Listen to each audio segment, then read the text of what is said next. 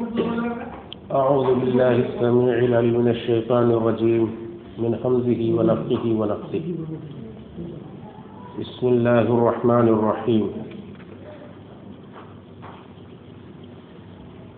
إن تبدوا الصدقات فنعما هي وإن تخفوها وتؤتوها الفقراء فهو خير لكم ويكفر عنكم من سيئاتكم والله بما تعملون خبير. آج رمضان مبارک کی 3 تاریخ ہے اور سورہ بقرہ کی آیت نمبر 271 کے حوالے سے درس قرآن کا عنوان ہے صدقہ اعلانیہ اور خفیہ دونوں بہتر ہے. اللہ رب العالمین نے فرمایا ان تبدوا الصدقات فنعما ہی، اگر تم صدقہ کو ظاہر کر کے دو، اعلانیہ دو تو یہ بھی بہتر ہے. وَإِن تُخْفُوهَا وَتُؤْتُوهَا الْفُقَرَاءَ فَهُوَ خَيْرٌ لَكُمْ، اور اگر تم اسے چھپاؤ اور چھپا کر کے فقراء کو دو تو یہ تمہارے لیے زیادہ بہتر ہے. وَيُكَفِّرُ عَنْكُمْ مِنْ سَيِّئَاتِكُمْ، اور اللہ تعالیٰ تمہارے گناہوں کو مٹا دے گا. وَاللَّهُ بِمَا تَعْمَلُونَ خَبِيرٌ، اور اللہ تعالیٰ تمہارے اعمال سے باخبر ہے. تم جو کچھ بھی عمل کرتے ہو اللہ تعالیٰ اس کی خبر رکھنے والا ہے. تو اس آیت کریمہ کے اندر اللہ رب العالمین نے دونوں طرح کے صدقات کی تعریف کی ہے. چاہے آدمی صدقہ خیرات ظاہر کر کے لوگوں کے سامنے اعلانیہ طور پر دے یا چھپا کر کے دے، لیکن آیت کے سیاق سے بہرحال یہ ظاہر ہوتا ہے کہ چھپا کر کے دینا یہ زیادہ بہتر ہے، اور احادیث بھی اس پر دلالت کرتی ہیں. اس لیے مفسرین نے کہا کہ خفیہ طور پر چھپا کر کے صدقہ کرنا یہ اعلانیہ طور پر ظاہر کر کے صدقہ کرنے سے بہتر ہے، الا یہ کہ کوئی مصلحت ہے. اگر کہیں ایسی مصلحت ہو کہ وہاں ظاہر کر کے اور لوگوں کے سامنے دینا ہی بہتر ہو تو وہاں ظاہر کرنا اور اعلانیہ طور پر دینا بہتر ہوگا. اور اس سلسلے میں ابو داؤد کے اندر ایک حدیث بھی ہے. ابو داؤد کی حدیث نمبر 1333 میں اللہ کے رسول صلی اللہ علیہ وسلم نے فرمایا الجاہر بالقرآن کالجاہر بالصدقہ، بلند آواز سے قرآن کی تلاوت کرنے والا اس آدمی کی طرح ہے جو اعلانیہ طور پر صدقہ کرتا ہے. والمسر بالقرآن، اور چپکے چپکے قرآن کی تلاوت کرنے والا سری طور پر یعنی ایک پست آواز میں تلاوت کرنے والا کالمسر بالصدقہ، اس آدمی کی طرح ہے جو چھپا کر صدقہ دیتا ہے. جس طرح سے قرآن کریم کی تلاوت دونوں طرح سے ثابت ہے، اور آپ دیکھتے ہیں نمازوں کے اندر بھی جہاں 2 نمازیں ظہر اور عصر میں آپ چپکے چپکے تلاوت کرتے ہیں، وہیں مغرب عشاء اور فجر میں آپ بلند آواز سے تلاوت کرتے ہیں. تو دونوں طرح سے تلاوت کرنا جس طرح سے بہتر ہے اسی طرح سے صدقہ و خیرات بھی دونوں طرح سے اپنے اپنے موقع سے بہتر ہے. لیکن اس کے علاوہ کئی احادیث اور کئی مصلحتیں مفسرین نے ذکر کی ہے کہ جس سے پتہ چلتا ہے کہ اگر واقعی کوئی مصلحت نہ ہو تو چھپا کر کے صدقہ دینا زیادہ بہتر ہے. اس میں بہت ساری خوبیاں ہیں دینے والے کے لیے بھی اور جس کو دیا جا رہا صدقہ اس کے حق میں بھی. جیسے صدقہ دینے والے کے حق میں بہتر یہ ہے کہ وہ ریاکاری سے بچا رہے گا، چھپا کر صدقہ دینے سے ریاکاری سے بچ جائے گا، اور جس کو دے رہا ہے جو صدقہ لینے والا ہے اس کی عزت نفس بھی مجروح نہیں ہوگی، وہ بھی شرمندہ نہیں ہوگا. تو اس میں دونوں کا فائدہ ہے. اسی لیے احادیث کے اندر ایسے لوگوں کی بڑی تعریف کی گئی، جیسا کہ ایک مشہور حدیث ہے بخاری مسلم کی، آپ نے بارہا سنی ہوگی کہ قیامت کے دن اللہ تعالیٰ 7 قسم کے لوگوں کو اپنے عرش کے سائے میں جگہ دے گا، جس دن اللہ کے عرش کے سائے کے علاوہ کوئی اور سایہ نہیں ہوگا. جہاں اس میں 7 قسم کے لوگوں کا بیان کیا گیا ہے. امام عادل کا بیان ہے، نوجوان کی وہ نوجوان جس کی نوجوانی اللہ کی عبادت میں گزری ہو، ایسے کئی لوگوں کا بیان ہے. اس میں ایک اس شخص کا بھی بیان ہے کہ جو اپنے داہنے ہاتھ سے صدقہ کرتا ہے اس کے بائیں ہاتھ کو بھی خبر نہیں کہ اس نے کیا صدقہ کیا ہے، یعنی بالکل چھپا کر کے صدقہ کرتا ہے. اسی طرح سے ترمذی کے اندر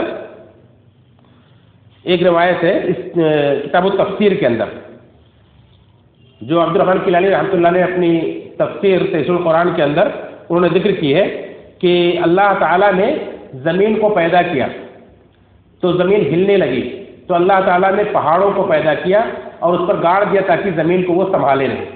تو فرشتوں نے تعجب کیا پہاڑوں کی بلندی کو دیکھ کر کے، ان کی مضبوطی کو دیکھ کر کے، اور کہا کہ سبحان اللہ، یہ کتنے مضبوط ہے، اللہ پہاڑوں سے مضبوط بھی کوئی چیز ہے؟ تو اللہ نے کہا ہاں لوہا ہے جو ان پہاڑوں کو بھی کاٹ دیتا ہے۔ تو کہا کہ پہاڑ لوہے سے مضبوط کیا چیز ہے؟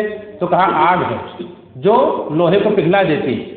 تو کہا آگ سے طاقتور چیز کیا ہے؟ تو کہا کہ پانی ہے جو آگ کو بجھا دیتی۔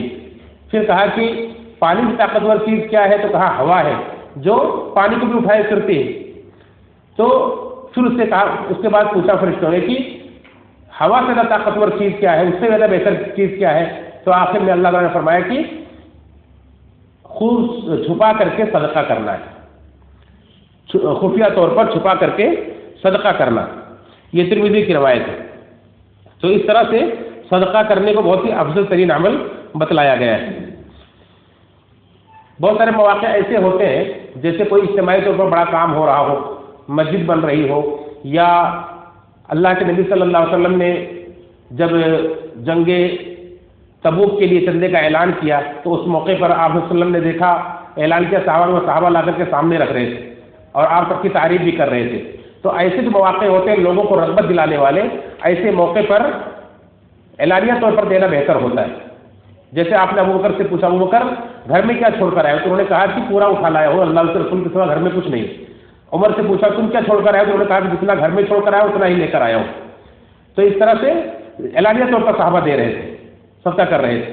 ایسے ایک موقع پر اللہ کے نبی صلی اللہ علیہ وسلم نے صحابہ کرام کی غربت کو دیکھا تو لوگوں میں اعلان کیا، اور اس کے بعد جب صحابہ دینے لگے تو آپ وسلم نے اس موقع پر تعریف کی وہ لوگوں کی جو پہلے لائے تھے۔ آپ نے فرمایا کہ جو کوئی نیا طریقہ، جو کوئی اچھا طریقہ کوئی شروع کرتا ہے، اچھا کام شروع کرتا ہے، تو جتنے لوگ بعد میں اس کی پیروی کرتے ہیں، چلتے ہیں، سب کے برابر اس کو ثواب ملتا ہے شروع کرنے والے کو، اور اس کے ساتھ دینے والوں کے ثواب میں سے کوئی کمی بھی نہیں ہوتی۔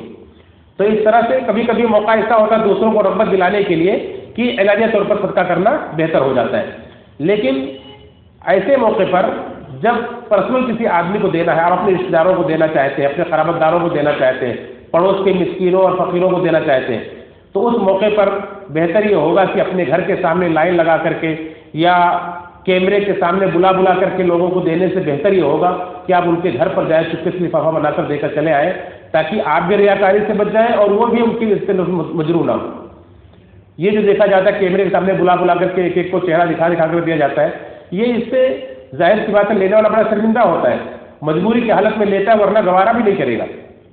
یہ کسی بھی طرح سے درست نہیں ہو سکتا ہے۔ اور اس میں دینے والے کو کے اندر بھی جب بعد میں اپنا ویڈیو دیکھتا ہوگا، لوگوں میں وائرل ہو رہا، تو ظاہر سی بات ہے اس کا اخلاص بھی مجروح ہوتا ہوگا، بہت قوی امید ہے کہ وہ ریاکاری مبتلا ہو جائے۔ اس لیے ایسی چیزوں سے بچنا چاہیے۔ ہاں اس میں کچھ مجبوریاں ہوتی بہت ساری تنظیموں کی کہ لوگوں کو ریکارڈ دکھانا پڑتا ہے، تو ٹھیک ہے، اس کی آپ لسٹ بنائیں، اس کی آپ پلاننگ کریں اور ساری چیز تیاری کریں، اس کا ویڈیو بنا کر اس کی فوٹو بنا کر آپ محفوظ کر لیں، لوگوں کو دکھا دیں۔ اس کے بعد جب لوگوں کو دینا ہو تو دینے والوں کو، لینے والوں کو کیمرے سامنے نہ لائیں تاکہ ان کا چہرہ بچا رہے۔ اس طرح سے کو جہاں تک ہو سکے کوشش کریں کہ صدقہ خیرات چھپا کر کے دیں، یہ زیادہ بہتر ہے۔ اس سلسلے میں اور بھی بہت ساری روایتیں ہیں، جیسے ایک بخاری مسلم کی مشہور روایت ہے کہ ایک بار اللہ کے نبی صلی اللہ علیہ وسلم نے ایک شخص کا ذکر کیا کہ ایک شخص نے ارادہ کیا کہ آج میں صدقہ کروں گا، اور وہ سونے کے سکوں سے بھری تھیلی رات میں لے کر کے نکلا اور کسی زناکار عورت کے ہاتھ میں رکھ کے آ گیا۔ صبح لوگوں کو مشہور ہوا کہ آج کسی زانیہ کو کسی عورت نے، کسی آدمی نے روپے سے بھری تھیلی دے دی۔ وہ گھر پہ آیا، اس نے کہا کہ یا اللہ میرا پیسہ، میرا صدقہ ایک زانیہ کے ہاتھ میں چلا گیا، فاحشہ عورت کے ہاتھ میں چلا گیا۔ دوسرے دن اس نے ارادہ پھر کیا، کہا کہ آج میں پھر صدقہ کروں گا، پھر لے کر کے نکلا تو اتفاق سے ایک چور کے ہاتھ میں رکھ کر کے چلا آیا۔ پھر صبح لوگوں کو مشہور ہوا کہ آج رات میں ایک چور کے ہاتھ میں کسی نے روپے سے بھری تھیلی دے دی۔ پھر اس نے کہا کہ اللہ میرا پیسہ ایک چور کے ہاتھ میں چلا گیا۔ تیسرے دن پھر اس نے ارادہ کیا کہ آج میں پھر صدقہ کروں گا، اور وہ لے جا کر کے ایک مالدار آدمی کے ہاتھ میں رکھ کر چلا آیا۔ تو اس طرح سے تینوں دن اس کا صدقہ بظاہر ایسے لوگوں کے ہاتھ میں چلا گیا جو اس کے مستحق نہیں تھے، اس نے کوشش کیا تھا کہ چھپا کر کے صدقہ کرے، تو اللہ رب العالمین نے اس کی تینوں صدقوں کو قبول کیا، اور اس کو خبر دی اللہ تعالیٰ نے، یا تو خواب میں دکھایا ہوگا یا تو اس زمانے کے نبی کے ذریعے سے خبر دی گئی ہوگی، لیکن آپ نے فرمایا کہ اس کو پھر اللہ تعالیٰ نے باخبر کیا کہ تیرا تینوں صدقہ مقبول ہے۔ ہو سکتا ہے وہ زانیہ مجبوری میں زنا کا بدکاری کا کاروبار کر رہی ہو تو پیسہ پا کر کے وہ اس سے باز آ جائے، چور ہو سکتا ہے تیرا صدقہ پا کر کے چوری سے باز آ جائے، وہ مالدار آدمی جو مالدار تھا تیرا پیسہ پا کر کے ہو سکتا ہے کہ وہ بھی صدقہ خیرات کرنے کی اس کے اندر بھی رغبت پیدا ہو جائے۔ تو اس طرح سے اللہ تعالیٰ نے اس آدمی کے صدقے کو نہ صرف یہ کہ مقبول کیا بلکہ اس مقبولیت کا عالم یہ ہے کہ آج تک اس کو بیان کیا جا رہا ہے، قیامت تک اس کو بیان کیا جاتا رہے گا۔ اب دیکھیں اس زمانے کا آدمی تھا، اس کا نام کیا تھا کچھ پتہ نہیں، لیکن اللہ رب العالمین نے اس کو وہ مقبولیت عطا فرمائی کہ آج تک اس کا نام زندہ ہے۔ تو یہ ہوتا ہے صدقہ و خیرات اگر آپ کرتے ہیں تو اللہ تعالیٰ آپ کے عمل سے باخبر۔ اللہ نے آگے فرمایا واللہ بما تعملون خبیر، اللہ تعالیٰ تمہارے اعمال سے باخبر ہے، دنیا کو دکھانے کی ضرورت نہیں۔ اور عبد الرحمن الناصر السعدی رحمۃ اللہ علیہ نے اس آیت کے حوالے سے فرمایا فَهُوَ خَيْرٌ لَكُمْ وَيُكَفِّرُ عَنْكُم مِّن سَيِّئَاتِكُم، کہ صدقہ تم چھپا کر کے دو گے تو تمہارے لیے بہتر ہے، اور اللہ تمہارے گناہوں کو مٹا دے گا، تمہارے گناہوں کو بخش دے گا۔ تو اس میں بتلایا کہ صدقہ دینے سے صدقہ دینے والے کے حق میں بہتری ہوتی، صدقہ دینے والے کا فائدہ ہوتا ہے، اور اس کے گناہوں کو اللہ نے مٹانے کا وعدہ کیا ہے۔ تو کسی کو دے کر کے یہ نہ سمجھیں کہ ہم اس پر احسان کر رہے ہیں، بلکہ آپ اپنا فائدہ کر رہے ہیں، جو صدقہ کرتا ہے اس کا اپنا فائدہ ہوتا ہے۔ اور یہ شبہ کا ازالہ بھی ہو گیا، بہت سارے لوگ یہ سمجھتے ہیں کہ جس طرح سے صدقہ دینے والا ثواب پاتا ہے صدقہ لینے والا بھی ثواب پاتا ہے، ایسی کوئی حدیث نہیں ہے۔ جہاں بھی ہے صدقہ دینے والے کو ثواب پانے کی، اس کے درجات کی بلندی کی، اس کے مال میں اضافے کی، اور اس کے گناہوں کی بخشش کی کا وعدہ کیا گیا ہے، لہذا صدقہ دینے والے کو فائدہ پہنچتا ہے۔